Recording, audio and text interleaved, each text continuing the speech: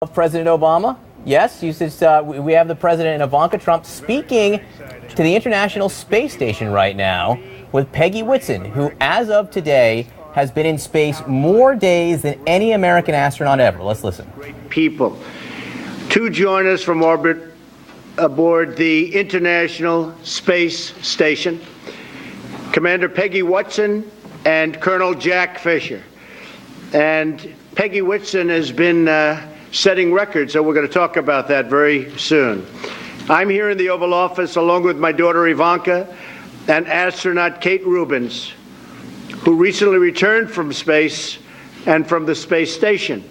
Together we are being joined by students all across America, thousands and thousands of students who are learning.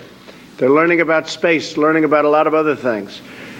And they're watching this conversation from the classroom, and all over we have astronauts and we have everybody. We're flying right now 17,000 miles per hour. That's about as fast as I've ever heard. I wouldn't want to be flying 17,000 miles an hour, but that's what you do.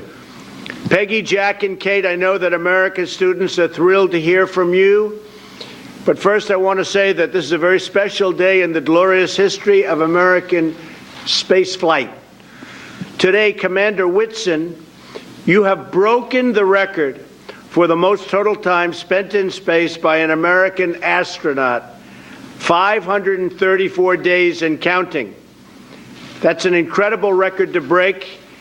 And on behalf of our nation and, frankly, on behalf of the world, I'd like to congratulate you. That is really something. And I'd like to know, how does it feel to have broken such a big and important record?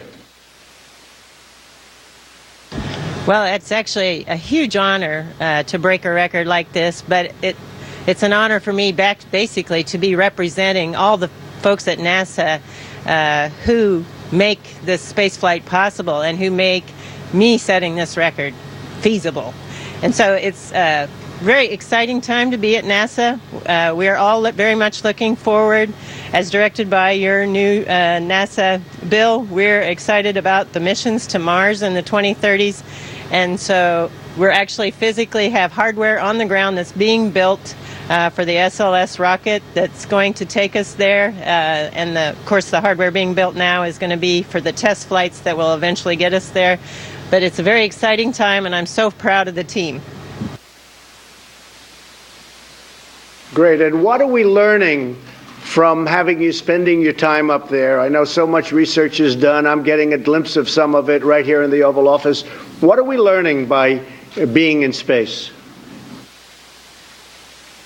Well, I think probably the International Space Station is providing a key bridge from us doing living on Earth to going somewhere into deep space. So on those Mars missions, we need to better understand how microgravity is really affecting our body, and we need to understand it in great detail. So many of the studies are looking at the human body.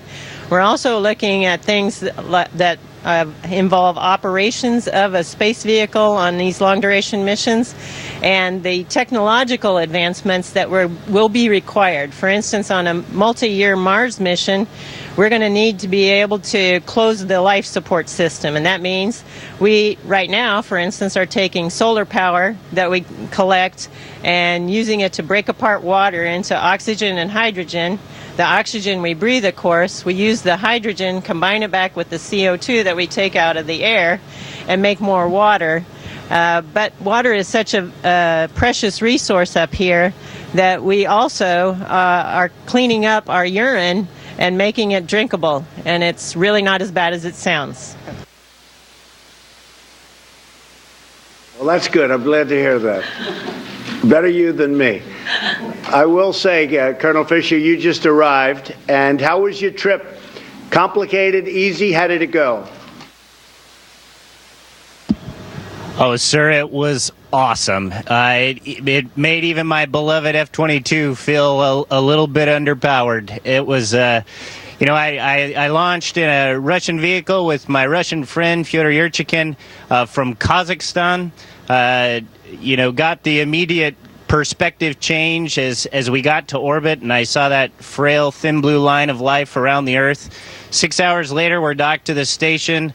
The next day, I install an experiment in the Japanese module that's going to be looking at new drugs and how we can make those drugs for muscular dystrophy, Alzheimer's, multi-drug resistant bacteria, all sorts of things. A couple hours later, I watched our crewmate Thomas Pesquet, a Frenchman, drive a Canadian robotic arm to capture a spaceship from Virginia carrying 3.5 tons of cargo and science that's going to keep us busy for the next few months and dock that to the station. Sir, it's amazing. Oh, and then, now I'm talking to the President of the United States while hanging from a wall.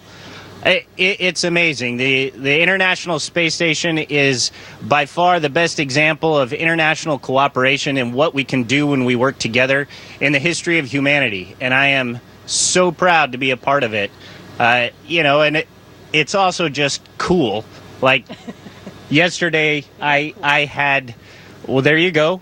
There's our resident space ninja doing the gravity demonstration. And yesterday morning, I had my coffee in floaty ball form, and sir, it was delicious. So it's awesome. Tell me, Mars, what do you see a timing for actually sending humans to Mars? Is there a schedule, and when would you see that happening?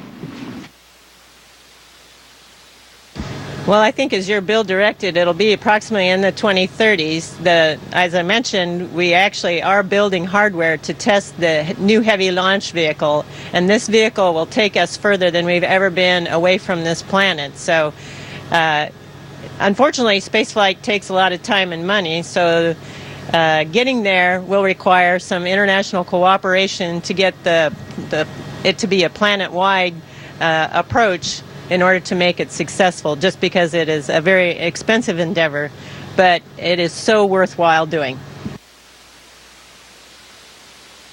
Well, we want to try and do it during my first term, or at worst during my second term, so we'll have to speed that up a little bit, okay? We'll do our best. You will, and I have great respect for you folks. It's amazing what you do, and I just want to introduce another great one. Kate Rubins is with us today, and she has been so impressive in research and so many other things having to do with NASA. And Kate, I understand you're the first person to sequence DNA in space. Can you tell us about that? Yeah, so that was actually just this last summer, and it's a real example of what we can do with technology and innovation. We've gotten a sequencer down to the size of your cell phone, and we were actually able to fly that on board the space station and sequence DNA. It's not just the technology demonstration, but we can actually use that to do things like detect microbes on the space station, look at astronaut health. We can easily use that in Earth-based settings, too, to look for disease outbreaks and to do rural health care as well. That's fantastic. That is really great. I saw some of the work, and it's incredible. You know, I've been dealing with politicians so much. I'm so much more impressed with these people. You have no idea. Now, speaking of another impressive person, Ivanka, you've been very much interested in this program. Tell us something about it. Hi, Dr. Whitson. First of all, congratulations on your incredible milestone today. You may know that my father recently signed the Inspire Women Act to encourage female participation in STEM fields across all aerospace areas and really with a focus on NASA. So encouraging women and girls to pursue STEM careers is a major priority for this administration. And today we are sitting with an amazing example of that, Dr. Rubins, and you, Dr. Whitson. So I would love to hear from you. What was the impetus for you to get involved in the sciences? Yeah, so when I was around 15, I actually went to a conference on DNA. And that was very inspiring for me. It was sort of the beginning of recombinant DNA and understanding biology. And so just that exposure to scientists and the kinds of things that you can do with science and technology innovation. Amazing. Dr. Whitson?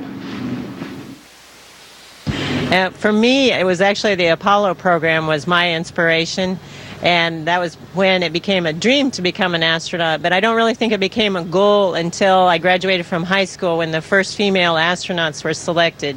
And seeing those role models, and with the encouragement of my parents and various mentors in college and graduate school, and when I started working at Rice, that's what made it possible, I think, to become an astronaut. And it took me a lot longer to become an astronaut than I ever really wanted it to take, but I do think I'm better at my job because of the journey.